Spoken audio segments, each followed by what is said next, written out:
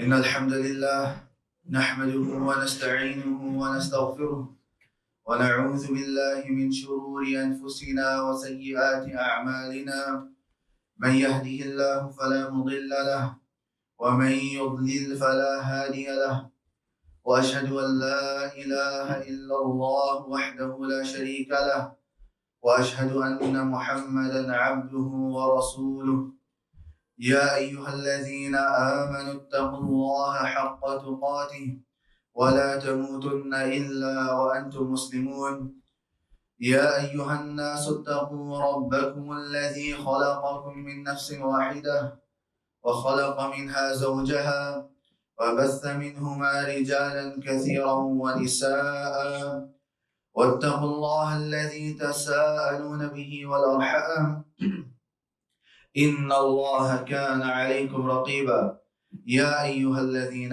آمنوا اتقوا الله وقولوا قولا سديدا يصلح لكم أعمالكم ويغفر لكم ذنوبكم ومن يطع الله ورسوله فقد فاز فوزا عظيما أما بعد فإن أصدق الحديث كتاب الله وخير الهدي هدي محمد صلى الله عليه وسلم وشر الأمور محدثاتها وكل محدثة بدعة وكل بدعة ضلالة وكل ضلالة في النار أما بعد. Verily all praise and thanks is for Allah subhanahu wa ta'ala alone. It is He whom we worship. It is He whom we ask for help. And it is He whom we ask for forgiveness. Whomsoever He guides, none can misguide. And whomsoever He misguides, none can guide. And after praising Allah subhanahu wa ta'ala, I would like some peace and blessings upon the best of mankind, our Prophet Muhammad sallallahu alayhi wa sallam. My brothers and sisters, Allah subhanahu wa ta'ala, He says in the Qur'an, وَإِنَّهُ لَتَنزِيلُ رَبِّ الْعَالَمِينَ نَزَلَ بِهِ الرُّوحُ الْأَمِينُ عَلَى قَلْبِكَ لِتَكُونَ مِنَ الْمُنذِرِينَ بِلِسَانٍ عَرَبِيٍّ مُبِينٍ. Allah subhanahu wa ta'ala, He says, وَإِنَّهُ لَتَنزِيلُ رَبِّ الْعَالَمِينَ. Verily we have brought down the Qur'an as a revelation from the Lord of all worlds. نَزَلَ بِهِ الرُّوحُ الْأَمِينَ. Angel Jibreel alayhi salam, he is the one that brought it down from Allah subhanahu wa ta'ala. عَلَى قَلْبِكَ لِتَكُونَ مِنَ الْمُنذِرِينَ. Upon your heart, O Muhammad sallallahu alayhi wa sallam, so that you may be from those who warn. بِلِسَانٍ عَرَبِيٍّ مُبِينٍ. And this Qur'an has been brought down in a clear Arabic language. So these ayat are a few ayat talking about the Qur'an. And in the last ayah, Allah subhanahu wa ta'ala mentions something. And He mentions that this Qur'an that has been revealed in a clear Arabic language, showing that firstly the Qur'an is something clear, not something difficult. And secondly, that the language of the Qur'an is the Arabic language. And likewise, if you were to look at the ahadith and the language that the Prophet ﷺ spoke, then that was also the Arabic language. And if we look at the language of the companions, the best of generations, the best of people after the Prophets, they also spoke the Arabic language. And in some narrations, however, many of the muhaddithun have considered these ahadith to be fabricated. It has been narrated that the language of the people of Jannah is also going to be Arabic language. But as Al-Albani, Ibn Jawzi, and others have said, these ahadith are fabricated. In another ayah number 2 in Surah Yusuf, Allah subhanahu wa ta'ala, He says, إِنَّا أَنزَلْنَاهُ قُرْآنًا عَرَبِيًّا لَعَلَّكُمْ تَعْقِلُونَ. That verily we have sent down this Qur'an in the Arabic language. Why? لَعَلَّكُمْ تَعْقِلُونَ. So that you can understand it. You can ponder over it. Ibn Kathir rahimahullah, he comments on this ayah. And he says, the Arabic language is the most eloquent, deep, and most excessive language that will explain the Qur'an. Therefore, the best book was revealed in the best language through the best angel to the best prophet and messenger in the best land during the best month, which is the month of Ramadan. فَكَمُلَ مِنْ كُلِّ الْوُجُوهِ. And at the end he says, and like that, the Qur'an is perfect in all aspects. So subhanAllah, you can see in these ayat, and you can see in some of these statements of the ulama, how important the Arabic language is. And some ulama, from them Imam Shafi'i, Shaykh Islam ibn Taymiyyah rahimahullah, and others, they have even gone to the extent to say that learning the Arabic language is obligatory for every Muslim. And similarly, Hassan al-Basri, he says that those who came before you, and if you look at those people who came before Hassan al-Basri, then they were the Sahaba, the Tabi'un. He says that those people, they used to see the Quran as a letter from Allah subhanahu wa ta'ala. So during the night, they would recite this Quran and they would ponder over its meaning. And during the day, they would act in accordance to what the Quran is saying. And likewise, if we were to receive a letter from anybody, whether it's a king or a prime minister or somebody that we looked up to, we respected, we venerated, and if it was in a language that we did not understand, or there were words in there that we did not understand, due to its importance and due to how important the sender is, we would go to somebody and we would ask them to translate or to explain clearly what is said in this Quran or in this letter. Then how about the Quran, where it is as though Allah subhanahu wa ta'ala has sent a letter directly to you, Hudan lil Muttaqeen, as a guidance for all of us. And in fact, if you were to read through Islamic history, you'll find that in the times of the companions radiallahu anhum, when it came to the Arabic language, they were so eloquent and they would not make mistakes. It was never a science that would be studied. There weren't any books at that time to learn the Arabic language because they naturally spoke the Arabic language in such an eloquent manner, so much so that they had something called al-mu'allaqat. And famously, there are 7 famous ones known as al-mu'allaqat al-sab'a. And these were lines of poetry that was so eloquent, they would stick them onto the Kaaba. And they would have competitions with one another regarding eloquence and regarding poetry. And many of them, such as Ibn Abbas and others, after hearing such an eloquent poem, they would memorize that just by listening to it once, due to how strong their understanding was. Yet the Quran still came to them in their language, in the trade that they excelled in. Yet no one, until now, and the challenge still remains, nobody is able to bring a chapter similar to any chapter in the Quran. Even if you were to look at the smallest chapter in the Quran, which is 3 ayahs, not even 2 lines. And what happened after the time of the Sahaba and the time of Tabi'een?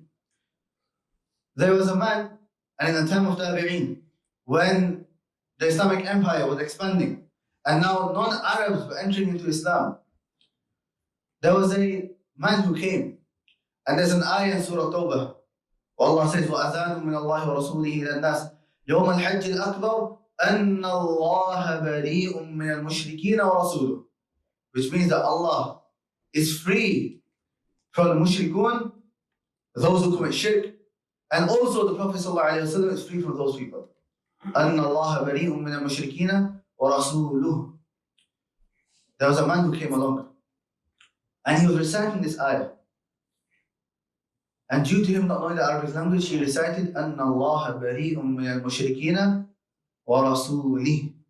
Instead of وَرَسُولُهُ, he recited وَرَسُولِهِ. And what happened? What happens to the meaning when you do that? The meaning changes from Allah and His Messenger being free from the mushrikun to Allah is free from the mushrikun and also free from His Prophet. Na'udhu billah. You see how the meaning completely changes. And it goes from a statement of Tawheed to a statement of Shirk and a statement of disbelief. And they say this is one of the reasons why Ali radiallahu anhu, he commanded one of the scholars of the Tabi'een, Abu al-Aswad al-Du'ali. When he heard this mistake, he commanded him to start writing a book in Arabic grammar so that those who are non-Arab, and even those Arabs whose language has become weakened, they can learn the Arabic language so that they don't make mistakes and they can correctly understand the book of Allah subhanahu wa ta'ala. And likewise, you'll find some people of innovation. So for example, we have a group called the Khawarij, and they declare anybody who falls into a major sin to be a disbeliever. And using this argument, they believe that it's permissible to kill Muslims. And that's what they have been doing throughout Islamic history. And this is where you get a lot of these extreme groups from. So one of them came to Abu Amr al-Aswad. He came to Abu Amr al-Basri, who was from the ulama, the scholars of Arabic language, and also a scholar regarding the Sunnah and Aqidah. And also he is from the Qur'an al-Sab'a, the 7 reciters.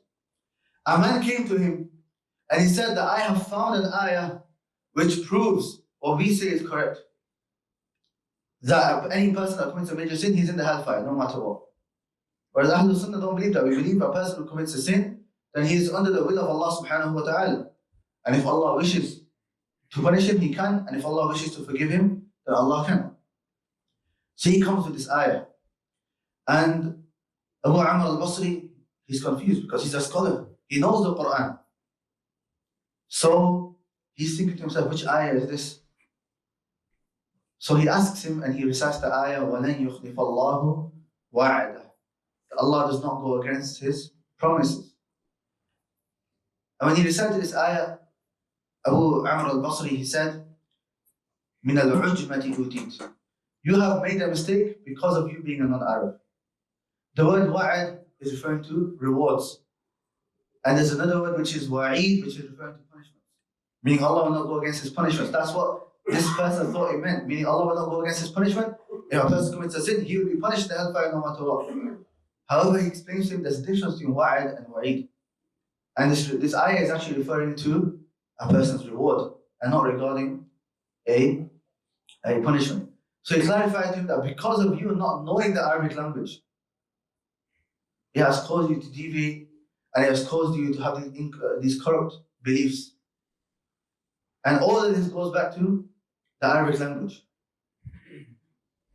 So by learning the Arabic language, does a person truly understand his religion?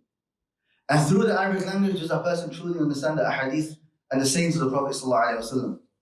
And through knowing the Arabic language, does a person understand the Qur'an? As some ulama have said, how long do you want to be a tourist in your own language, in your own religion? That you are dependent on other people's translations to understand a book that Allah subhanahu wa ta'ala sent to you. And then we don't need to even go into the issues of translation itself. How firstly, it's not even possible to translate the Quran word for word. Hence when your ulama, they prohibit saying this is a word for word translation of the Quran, so that's not possible. And then, even somehow a person got close to doing that, then there's the issue of, is it a correct translation? Is a person, one word in the Arabic language have multiple meanings? Has he chosen the correct meaning, or has he chosen a meaning which is corresponding with his deviated and corrupt beliefs? So that's why learning the Arabic language is something very, very important. And also understanding the meanings of the surahs that you recite daily in salah.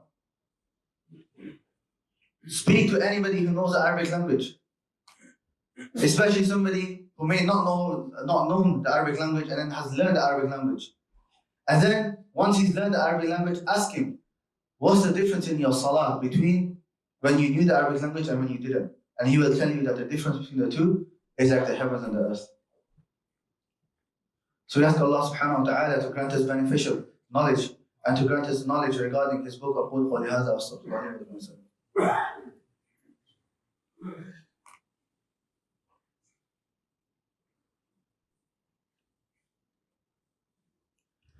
الحمد لله الذي أرسل رسوله بالهدى ودين الحق ليظهره على الدين كله وكفى بالله شهيدا وأشهد أن لا إله إلا الله وحده لا شريك له إقرارا به وتوحيدا وأشهد أن محمدا عبده ورسوله صلى الله عليه وسلم تسليما مزيدا أما بعد.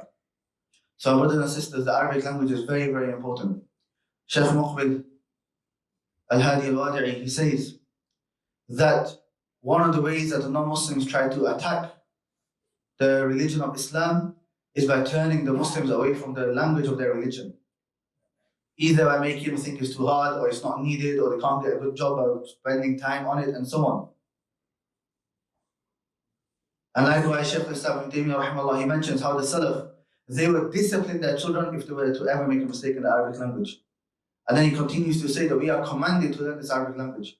And we are commanded that if a person doesn't know, that we teach him. And if he makes a mistake, that we rectify his mistake. So learn the Arabic language, as Umar radiallahu anhu, he said, تَعَلَّمُوا الْعَرَبِيَّةَ فَإِنَّهَا مِنْ دِينِكُمْ. Learn the Arabic language because it is from your religion.